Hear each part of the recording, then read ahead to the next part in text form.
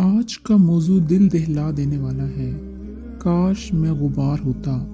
ये कुछ शायराना फिक्रा नहीं बल्कि कुरान में बयान शुदा एक खौफनाक हकीकत है जो क़यामत के दिन इंसानों के लबों पर आएगी। अल्लाह ताला ने कुरान मजीद में बारहा इस दिन की मंजर कुशी की है।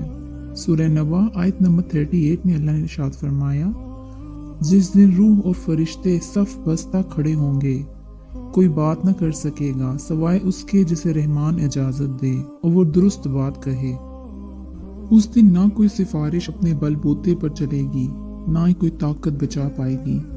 हर एक को अपना नामे माल मिलेगा। सूरह नबा में ही आगे अल्लाह ने फरमाया, काफिर कहेगा काश मैं मट्टी होता।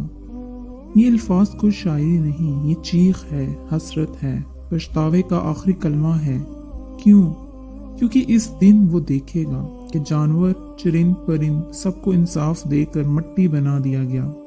इनका कोई हिसाब नहीं, कोई अजाब नहीं। तब काफिर कहेगा, ए काश मैं भी ऐसा होता, काश मैं भी गुबार होता ताकि हिसाब ना देना पड़ता। वो देखेगा उसके अमाल का पलड़ा हल्का है। उसने दुनिया में मजाक बनाया, दीन को छोड़ा, कमजोरों पर जुल्म किया। अब जहन्नम सामने दहक रही है। उस वक्त ना तो तौबा का दरवाजा खुला होगा, ना ही नेकी का मौका। बस एक ही हसरत, काश मैं कुछ ना होता, मट्टी होता, गुबार होता, ताकि ये मंजर ना देखता।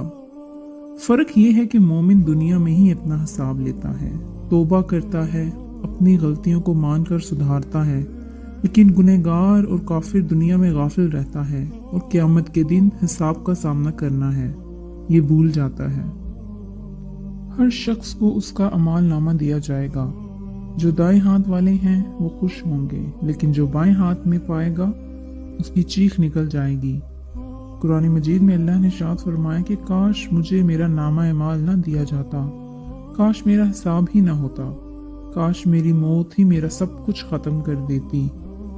जहन्नुम में सबसे हल्का अजाब ये होगा कि उसके पाँव के नीचे आग की चिंगारियां रखी जाएंगी, जिससे उसका दिमाग उबलेगा जैसे हांडी खोलती है।